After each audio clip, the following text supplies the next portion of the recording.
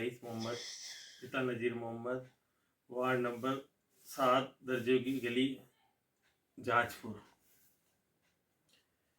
मैं जाजपुर वासियों को एक सूचना देना चाहता हूँ कि मेरे साथ कितना गलत हो रहा है और एक शख्स मेरे साथ कितना गलत कर रहा है। मैंने देवली शाखा से एयू बैंक से 2018 में 4 लाख रुपए का लोन लिया। फिर मैंने 2 लाख रुपए उसको किस्तों में चुका के फिर मेरे को टॉप अप पास हुआ 2 लाख रुपए का। फिर उसकी लगातार मैं किस्तें जमा करा रहा था। 2023 तक मैंने किस्तें जमा कराई, जिसके बाद में मेरी बेटी की बीमारी के कारण सिलेंडर हो गया और बैंक में मैंने किस्तें बंद कर दी और सेटलमेंट के लिए मैंने आवेदन कर दिया पाल सिंह राणावत के पास, जो बैंक मैनेजर है वहाँ का। 2013 से मैं मेरी बेटी का इलाज बीमारी के लिए मैंने लोन लिया था और उस बीमारी के लिए वो मैं किस्तें दे रहा था, लेकिन कोरोना की वजह से, रोज़गार बंद होने की वजह से मेरे पास पेमेंट नहीं था, तो मैंने बना कर दिया। फिर उन्होंने कहा मैं हम कम से कम में तेरे सेटलमेंट करवा देंगे। 2023 तक मैंने कंप्लीट किस्तें जमा कराई। फिर जिसके बाद मेरे पास कोई नोटिस आया ना, कोई बैंक का कोई किसी ने भेजा। उन्होंने मेरे घर पे जाजपुर जरूर 1-2 बार नोटिस भेजे, मेरे पास नहीं आया। मैं चल गया, उनसे बातचीत करी, उन्होंने कहा ठीक है हम कम से कम तुम्हारे सेटलमेंट करवा देंगे। जो ये बात हर बार पाल सिंह ने बोली। फिर अचानक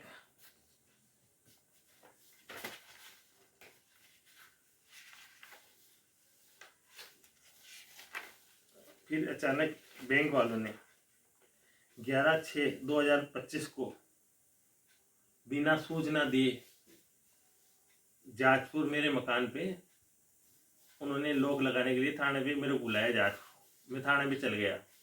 फिर मैं सेटलमेंट के लिए वहीं पे उसको बोला, उन्होंने को पाल सिंह राणावत से जो बैंक मैनेजर वो वहीं पे थे, तो उनको मैंने बोला भाई यहीं पे आप रुक जाओ, हमारी इज्जत खराब होगी, आप रहने दो यहाँ पे, आगे कार्रवाई मत करो।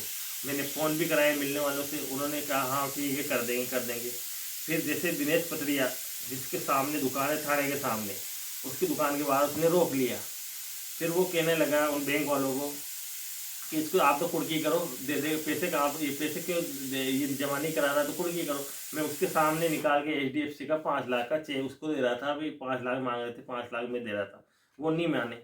फिर देवराज सिंह जो जाब्ता लेके गए, देवराज सिंह चौधरी जो जाब्ता लेके गए वहाँ पे, उनको भी मैंने बोला कि रुका भाई आप रुक जाओ, 1 घंटे रुक जाओ, मैं इसकी कार्रवाई आप रोक लो। 1 घंटे का भी 24 घंटे का टाइम रहता है कार्रवाई का, मैं आपको पैसे व्यवस्था कर रहा हूँ, रुको। ये चेक ले लो आप, 5 लाख का चेक में दे रहा था पाल सिंह सकतावत। फिर उसने कहा मेरे को तो कैश चाहिए पैसा, वो नियम में नहीं, फिर भी उसने उसके साथ थे।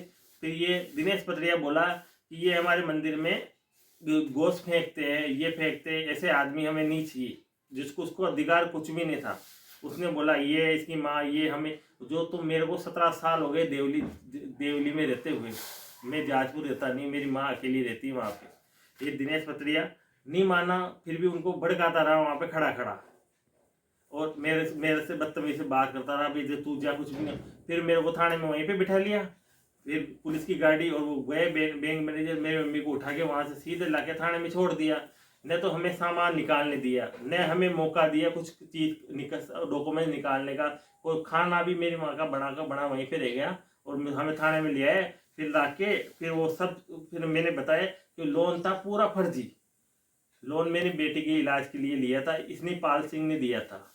इसने इसके लोन के एवज में इसने 10-10 हज़ार रुपये लिए थे मेरे से, इन 2 जनों ने, मनोज राव ने, पाल सिंह ने, और इन्होंने लोन पास करा था। मेरे परिवार के किसी के भी साइन नहीं है, किसी गारंटर के, जो शेजाद मोहम्मद गारंटर उसके भी साइन नहीं है, किसी के भी साइन नहीं। मेरे परिवार ने, मेरी माँ की अंगूठा निशानी है, न किसी की, बस केवल मेरे साइन है मेरे परिवार में। मेरे भाई के किसी का फर्जी, मेरे भाई का शपथ पत्र फर्जी पाल सिंह राणा ने बनवाया था, और न तो किसी के साइन है, मेरे अलावा किसी के भी साइन नहीं है मेरे पूरे डॉक्यूमेंट्स के अंदर लोन के।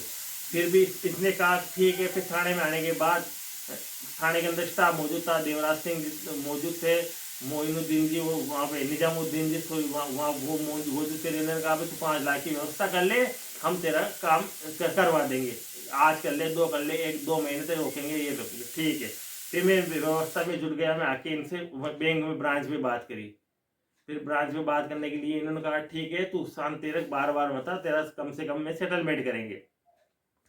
फिर मैं लगातार इनसे संपर्क में रहा। इसने कहा भाई आगे से तारीख आएगी, ऑनलाइन बोली लगेगी, उससे पहले मैं तेरा कर दूंगा। फिर इसने बोला कि दिनेश पथरिया का फोन आ रहा है मेरे पास। पाल सिंह राणावत ने बोला दिनेश पथरिया का फोन आ रहा है, वो लेने को तैयार है और हम उसको सौदा करते थे, बचेंगे पैसे तेरे को। फिर मैंने कहा मेरी पुश्तैनी, मेरी माँ की प्रॉपर्टी, मेरी प्रॉपर्टी नहीं, मैं नहीं बेच सकता, मेरे भाई की पार्टी है उसके अंदर, मैं कैसे बेच सकता? पहले तो पूरा काम फर्जी है और आप कैसे बेचने के लिए कह रहे हो चीज? फिर उन्होंने कहा ठीक है चल, मैं हम तेरे कम से कम करा देंगे, तू एक काम कर 2-3 लाख रुपए की व्यवस्था कर दे।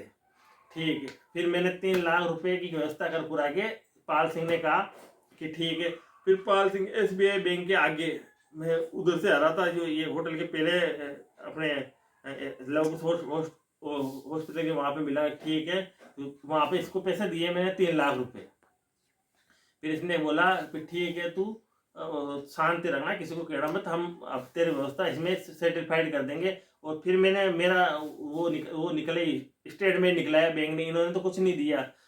फिर स्टेटमेंट निकलाया तो उसमें मैंने 2023 तक की किस्तें जमा कराई थी, फिर 22 तक की एंट्री निकली थी। और पैसे लेने दिनेश बनाते थे सावर के, जो पाल बना के इनके खुद के हैं, ये बेचते थे उनके। मैं काम करता जहाँ से आके मेरे से कैश पैसे लेके जाते थे, मोबाइल से नहीं लेके जाते थे।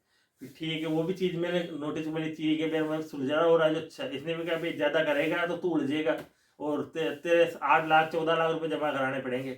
ठीक, मैं फिर चुपचाप रहा। फिर महीने 15 दिन निकले, फिर मैंने कहा भाई डॉक्यूमेंट्स मंगाओ, करो आप कार्रवाई करो। करते करते तू ज़्यादा करेगा तो ज़्यादा उलझेगा, तेरा ऑटोमेटिक कागज मंगा देगा, सेटलमेंट यहीं पे कर देंगे और कम से कम में तेरा फिर हो जाएगा, तू 1,50,000 रुपये और जमा कराने पड़ेंगे, फिर हो जाएगा।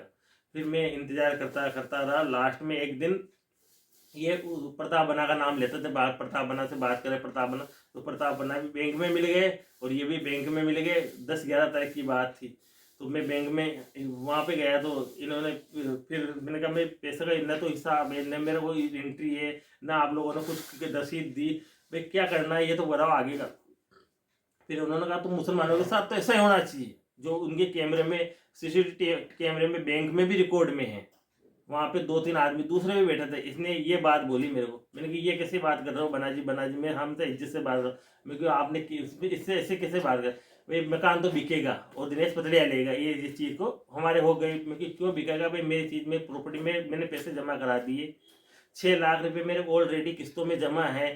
फिर 1,75,000 की मेरी किस्तें ये आप ऊपर ही उड़ा रखी, 3 लाख मेरे से कैश ले लिए, तो मेरा 13-14 लाख तो वैसे जमा हो रहा है। फिर मैं किस बात का पैसा दूं भाई? 1,50,000 रुपये मैं देने को तैयार हूँ, जो कर कुरा के आप फाइनल करो, मेरे कागज मंगाओ। क्योंकि कुछ नहीं होता, तुम जाओ मुसलमानों को मेरे कागज फेंक के मेरे को भगा दिए, मेरी बात नहीं सुनी। फिर मैं परेशान होके वहाँ पे SP ऑफिस भिलवाड़ा गया। फिर उनको भी मैंने लिखा, कलेक्टर साहब से भी मिला। फिर ये यहाँ से बात नहीं बनी। फिर मैं वहाँ पे कोर्ट में गया, भिलवाड़ा कोर्ट से। फिर वहाँ पे ADR की, वहाँ पे DRT के नंबर वहाँ से लिया, लोक अदालत की। वहाँ पे मैंने अप्लाई की वकील के लिए। फिर वहाँ पे वकील तैयार करने के लिए वहाँ पे भी मैंने कोशिश करी। फिर वापस मैंने जाजपुर के एक AU बैंक के अंदर ही है बंडल जी का लड़का, जो जयपुर बैठते, उन अंशु भैया से, उनसे नंबर लिए। फिर उन एक अधिकारी से बात करी, सरवण सिंह सक्तावत से। फिर उन्होंने कहा कि मैं तेरे पहले आ जाता 3-4 महीने, तो इन्होंने मेरे यहीं पे गोल्ड लिए, पैसे लेके भी मेरे गोल्ड। फिर उनका तूने क्यों जमा कराया पैसे, तो हमारे यहाँ पे जमा कराने चाहिए, अब तो ऐसे कर 7 लाख और करा दे। अब मैं पहले लुट चुका। फिर भी मैंने उनको कहा ठीक है सर, कर देखता हूँ। अब मैं इनसे पैसे की करूँ, तो ये पैसे को कोई जवाब नहीं देते। बैंक में मैं जाता हूँ, भग जाते हैं। भाई इनको कह रहा हूँ मेरा हिसाब करो, तो मैं जमा कराऊँ कहाँ से जमा करूँ, मेरे पैसे का हिसाब तुम लोग करो। तो नहीं तो ये संतुष्ट जवाब देते, मैं बैंक में जाता हूँ, ये उठ के चल जाते। फिर थाने में मेरी मम्मी के नाम से मैंने FIR मुकदमा दर्ज कराया। 1.5 महीना हो गया कोर्ट के। पहले थाने में FIR दर्ज कराई, वहाँ पे नहीं करी। SP साहब को फिर मेरे मम्मी के नाम से इस 6 जनों के खिलाफ धोखाधड़ी का और गलत सिग्नेचर का मुकदमा दर्ज कराया। लेकिन थाने में एक दिन तो देवराज सिंह ने मेरे को बुलाया फ़ोन करके, भाई आ। फिर मैं जाके उनको कहानी बताई, बताई भाई मेरे साथ स्थिति ये बड़ी हुई है। फिर उन्होंने इनको फ़ोन किया, पाल सिंह को, जो हाँ आते हैं ये चीज़ करके। फिर उन्होंने कहा तू बैंक में जा। बैंक में भी गया तो गाली गलौज करी। फिर मैंने देवराज सिंह जी को फ़ोन करा वहीं से बैंक से, भाई आप लोग इनको या तो बुलाओ, मैं बैंक में यहाँ ही खड़ा हूँ, ये गाली गलौज करो, कोई चीज़ का सेटलमेंट करने को तैयार ही नहीं है, मेरे पैसे भी जमा है, न मेरे को कागज दे रहे, कोई रिसीट दे रहे, कुछ भी चीज़ नहीं दे रहे। तो उन्होंने कहा ठीक है आप यहाँ पे आ जाना, इसी हिसाब से बात करेंगे। फिर मैं उस दिन भी यहाँ पे आ गया। फिर फिर एक दिन राकेश जी चौधरी का फोन आया जाजपुर थाने से कि रईस यहाँ पे आ थाने में। फिर मैं थाने में गया, थाने में बुलाया उन्होंने, बुला के मेरा मैटर सुना। फिर ये कोर्ट से ऐसे ऐसे आया, मैंने बताया भी ये स्थिति है, ऐसे ऐसे मेरे जमा पैसे। फिर इसने पाल सिंह को फ़ोन किया, पाल सिंह ने उठाया नहीं, बहुत देर तक मेरे सामने बात करी। फिर उसने उठाया, कोई दूसरे के नंबर से फ़ोन करा, फिर ठीक है कि तू अभी तो रुक जाए यहीं पे, फिर बात करेगी। फिर मैं वापस गया तो उन्होंने कहा अभी शाम को उसका वकील आएगा, तू यहीं पे रहना, कहीं पे मत जाना। फिर मैं शाम को 5 बजे तक वहीं पे बैठा रहा जाजपुर थाने के बाहर। फिर 5 बजे बाद मैं वापस आने के अंदर गया तो राकेश जी चौधरी ने कहा भाई एक काम कर, अब तो वो आएंगे नहीं, कल आएंगे, कल बुलाएंगे। जिसके बाद आज दिन तक कोई थाने से फ़ोन नहीं आया। फिर अभी परसों के दिन मैं थाने में गया सीआई साहब से बात करने के लिए, तो सीआई साहब ने कहा कि ये मुकदमा देवली का है, यहाँ पे कुछ नहीं होगा। फिर दूसरी बार वापस गया, ये इनको बुला लो। इन्होंने पाल सिंह को फ़ोन किया, नहीं तो पाल सिंह आया, न कुछ ये लोग आए। अभी तक कोई एक थाने में आके बयान हुए, न किसी से कोई पूछताछ हुई। प्रशासन ने अभी तक कोई कार्रवाई नहीं कर रहा है।